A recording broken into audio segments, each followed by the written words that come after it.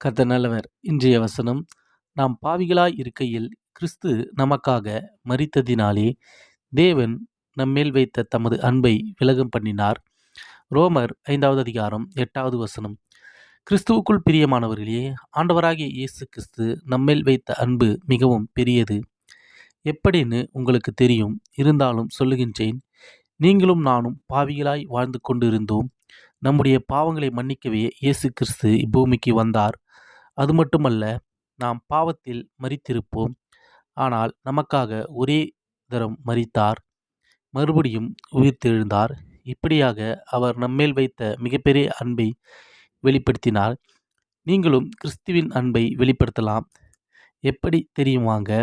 உங்களிடத்தில் வருபவர்களிடமும் உங்களோடு இருக்கின்றவர்களிடமும் அன்பாக பேசுங்கள், அன்பாக பழகுங்கள். இதுவே கிறிஸ்துவின் அன்பு, கிறிஸ்தவர்களின் பண்பு. ஆமேன்.